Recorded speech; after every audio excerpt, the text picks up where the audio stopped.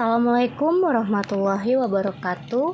Perkenalkan, nama saya Nanda Rahma Alfiana dengan NIM 289215038 dari Prodi Manajemen. Saya di video kali ini akan menjawab pertanyaan-pertanyaan dari dosen mata kuliah pasar uang dan pasar modal, yang dimana dosennya adalah Bapak Muhammad Taufan Nugroho, SSIMM. Soalnya, jelaskan mengenai pasar uang dan pasar modal.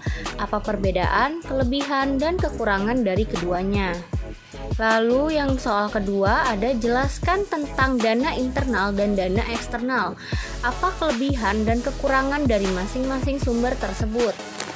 Lalu soal yang ketiga, berikan contoh salah satu lembaga keuangan internasional, jelaskan pengertian, sejarah berdirinya, anggotanya, proyek yang dikerjakan, dan lain-lain. Lalu ada soal terakhir, yaitu jelaskan mengenai soal teori signaling dalam struktur modal. Next, kita menjawab soal dari jelaskan mengenai pasar uang dan pasar modal. Apa perbedaan, kelebihan, dan kekurangan dari keduanya? Pasar uang dan pasar modal. Pasar uang adalah suatu kelompok pasar di mana instrumen kredit jangka pendek yang umumnya berkualitas tinggi diperjualbelikan. Fungsi pasar uang sebagai sarana alternatif bagi lembaga-lembaga keuangan, perusahaan-perusahaan non-keuangan untuk memenuhi kebutuhan dana jangka pendek maupun untuk menempatkan dana atas kelebihan likuiditasnya. Lalu ada kelebihan pasar uang. Yang pertama, lebih aman. Kedua, likuiditas yang tinggi. Ketiga, nilai stabil. Lalu ada kekurangan dari pasar uang. Yang pertama, ada low return. Kedua, risiko rugi karena inflasi. Ketiga, biasanya memiliki batasan saat penarikan dana. Pasar modal adalah lembaga keuangan yang mempunyai kegiatan berupa penawaran dan perdagangan efek atau surat berharga. Pasar modal juga merupakan lembaga profesi yang berkaitan dengan transaksi jual beli efek dan perusahaan publik yang berkaitan dengan efek. Dengan demikian, dasar modal dikenal sebagai tempat bertemunya penjual dan pembeli modal atau dana. Lalu kelebihan pasar modal yang pertama, sumber pendanaan bagi perusahaan. Kedua, indikator perkembangan ekonomi suatu negara. Ketiga, sarana investasi masyarakat untuk mendapatkan keuntungan. Lalu ada kekurangan dari pasar modal. Yang pertama ada belum menyentuh segala lapisan masyarakat. Kedua, ketidakstabilan kurs saat berpengaruh kepada saham negara. Ketiga, tidak seluruh investasi berujung manis. Perbedaan dari pasar uang dan pasar modal. 1. Berdasarkan jangka waktu. Money market mempertemukan pemilik dana dan peminjam dana yang menawarkan transaksi jangka pendek, biasanya kurang dari 1 tahun. Sedangkan pasar modal mempertemukan investor yang mau menanamkan modal pada perusahaan atau institusi secara jangka panjang melalui berbagai instrumen di pasar modal. Kedua, berdasarkan aset yang diperjualbelikan. Seperti yang disebut di atas, aset yang dapat ditemukan di money market di antaranya adalah sertifikat deposito, reksadana, pasar uang, dan commercial paper. Sementara itu, instrumen pasar modal diantaranya adalah saham, obligasi, reksadana, dan surat berharga EVT. Lalu yang ketiga, berdasarkan tingkat risiko. Produk investasi di money market memiliki tingkat risiko yang cenderung lebih rendah, namun keuntungannya juga rendah. Karena kita bisa mulai transaksi dengan nominal modal yang tidak terlalu tinggi. Untuk pasar modal, risiko yang perlu kamu perhitungkan cukup beragam, tergantung pada instrumen yang kamu pilih. Jawaban dari soal, jelaskan tentang dana internal dan dana eksternal. Apa kelebihan dan kekurangan dari masing-masing sumber tersebut. Dana internal dan dana eksternal. Sumber dana internal adalah sebuah dana yang didapatkan dari dalam perusahaan Sebagai contoh adalah laba yang ditahan. Laba yang ditahan itu sendiri merupakan sebuah bentuk dari laba yang terdapat pada sebuah perusahaan yang akan didapatkan pada suatu periode tertentu. Dari sebuah perusahaan itu sendiri, pada laba perusahaan yang terdapat pada sebuah periode tidak akan menjadi sebuah laba yang ditahan. Kelebihan dari dana internal ini ada yang pertama, kemungkinan organisasi untuk mempertahankan kontrol penuh. Kedua, meningkatkan proses perencanaan. Ketiga, mengurangi total biaya sebagian besar proyek. Keempat, meningkatkan nilai perusahaan secara keseluruhan. Kelima, membatasi pengaruh eksternal terhadap perusahaan.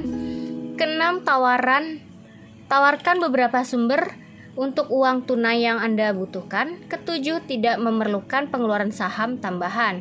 Lalu adapun kekurangan dari sumber dana internal. Yang pertama dapat berdampak negatif pada anggaran. Kedua, membutuhkan perkiraan yang akurat agar efektif.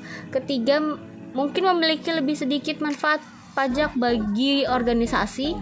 Keempat, membutuhkan kedisiplinan dalam kepengeluaran. Yang kelima, ada proyek mungkin membutuhkan waktu lebih lama untuk diselesaikan. Keenam, mungkin membuat beberapa bisnis kelaparan hingga departemen kas. Ketujuh, batas jumlah pengetahuan eksternal yang tersedia meningkatkan resiko kebangkrutan beberapa perusahaan. Lalu, sumber dana eksternal adalah sebuah sumber dana yang didapatkan dari luar perusahaan. Sebagai contoh adalah investasi dan hutang. Investasi merupakan penambahan modal yang dilakukan oleh orang untuk perusahaan, dan hutang adalah sumber dana yang didapatkan dari kreditur. Ada kelebihan dari sumber dana eksternal. Jika perusahaan menggunakan sumber pendanaan eksternal, mereka akan menghemat sumber pendanaan internal dan dapat menggunakan dana tersebut di tempat lain. Misalnya, jika keuntungan investasi di modal lebih tinggi daripada bunga pinjam bank, maka masuk akal untuk menggunakan dana eksternal untuk investasi keuangan dan mengambil pinjaman untuk membiayai bisnis selanjutnya. Keuntungan lainnya adalah metode pendanaan eksternal dapat memberikan jumlah uang yang lebih besar, sehingga kemungkinan perusahaan untuk berinvestasi dalam pertumbuhannya dengan lebih cepat. Misalnya seperti contoh di atas, mereka dapat dengan cepat melaksanakan proyek investasinya tanpa harus terlebih dahulu menyimpan modal ekuitas yang cukup. Lalu ada kekurangannya. Kerugian dari sumber pendanaan eksternal adalah perusahaan kehilangan sebagian independensinya sebagai imbalan atas pemberian modal. Investor dan bank mengharapkan perusahaan berkembang ke arah tertentu. Jika pengaruh pemodal eksternal sangat tinggi, mereka bahkan dapat mendikte tujuan strategis perusahaan, sehingga direksi tidak dapat lagi memutuskan secara independen mengenai masa depan dan arah perusahaan. Selain itu, sumber pendanaan eksternal juga disertai dengan kewajiban finansial. Investor mengharapkan dividen atau pembagian keuntungan lainnya. Pinjaman bank seringkali harus dibayar kembali selama bertahun-tahun, tergantung pada jumlah pinjaman yang juga memerlukan biaya bunga. Jawaban selanjutnya dari soal, berikan contoh salah satu lembaga keuangan internasional. Jelaskan pengertian, sejarah berdirinya, anggotanya, proyek yang dikerjakan, dan lain-lain. Lembaga keuangan. Lembaga keuangannya yaitu IMF atau International Monetary Fund. Pengertian dari IMF adalah lembaga yang menjadi bagian dari Sistem Persatuan Bangsa-Bangsa atau PBB. Hubungan IMF dengan PBB bersifat kesepakatan, sehingga setiap kebijakan IMF pun bersifat independen dan tidak ada campur tangan dari PBB. Dilansir dari laman resmi IMF, saat ini jumlah negara di dunia yang menjadi anggota organisasi tersebut ada sebanyak 190 negara. Sejarah dari IMF, yaitu sejarah IMF dimulai pada Juli 1944. Lembaga tersebut didirikan di Konferensi Bretton Woods. Pembentukan IMF Ini bersamaan dengan pembentukan Bank Dunia atau yang kala itu disebut dengan Bank Internasional untuk Rekonstruksi dan Pembangunan IBRD. Kala itu sebanyak 44 negara yang terlibat dalam konferensi sepakat untuk membentuk sistem kerjasama ekonomi dan mencegah devaluasi mata uang yang menyebabkan depresi besar atau Great Depression di tahun 1930-an. IMF mulai beroperasi pada tahun 1945 dengan jumlah negara yang menjadi anggota sebanyak 29 negara. Dilansir dari laman resmi IMF, disebutkan misi utama bila dilihat dari sejarah IMF yakni untuk memastikan stabilitas sistem moneter internasional. Sistem moneter internasional termasuk di dalamnya nilai tukar dan sistem pembayaran internasional yang memungkinkan sebuah negara dan warga negaranya untuk melakukan transaksi antara satu dengan yang lainnya. Untuk itu, setiap negara yang menjadi anggota IMF diwajibkan untuk menyumbang sejumlah dana dengan menggunakan sistem kuota tertentu. Nantinya, dana tersebut bisa dimanfaatkan oleh negara lain yang tengah menghadapi krisis atau kesulitan dalam mengelola neraca pembayaran saat ini. Saat ini, keseluruhan total dana cadangan yang dikelola IMF adalah sekitar 707 miliar SDR atau sekitar 1 triliun dolar AS. Tujuan IMF yang pertama, mendorong kerjasama moneter internasional. Kedua, memfasilitasi perluasan dan pertumbuhan perdagangan internasional yang seimbang. Ketiga, mendorong stabilisasi nilai tukar. Keempat, membantu pembentukan sistem pembayaran bilateral. Kelima, menyediakan sumber dana atau yang disertai dengan sistem safeguard yang memadai kepada negara anggota yang mengalami masalah neraca pembayaran. Lalu ada anggota IMF. Yang pertama ada negara dari Belgia. Kedua, negara Kanada, Mesir, Cina, Belanda, India, Turki, Italia, Lebanon, Thailand, Pakistan, Jepang, dan lain-lainnya.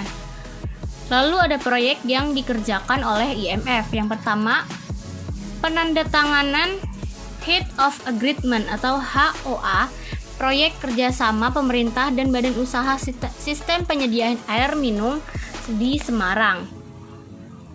Kedua, diluncurkan proyek satelit multifungsi senilai 6,7 miliar. Ketiga, proyek KPBU, preservasi jalan nasional non-tol ruas Sumatera Selatan dengan nilai investasi 1,3 triliun. Yang keempat, proyek KPBU pengembangan Bandar Udara Komodo di Labuan Bajo. Yang kelima, agreement signing antara LPAI dan PT Wijaya Karya atau Persero Tbk.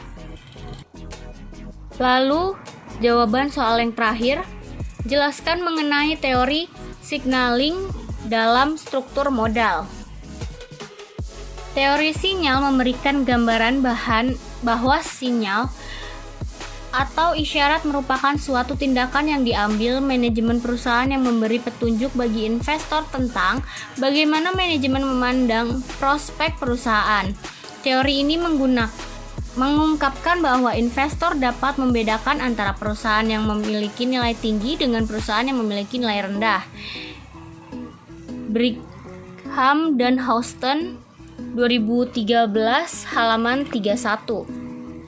Informasi dapat mempengaruhi pengambilan keputusan investasi para investor. Kualitas informasi dalam laporan keuangan dapat dinilai dari berbagai sudut pandang, yaitu keakuratan, relevan, kelengkapan informasi, dan ketepatan waktu. Connelly dan teman-temannya tahun 2011.